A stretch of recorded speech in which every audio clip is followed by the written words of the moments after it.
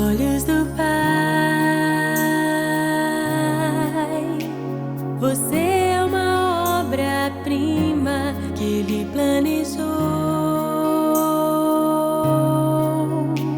Com suas próprias mãos pintou a cor de sua pele, os seus cabelos desenhou cada detalhe num toque de amor aos olhos do Pai.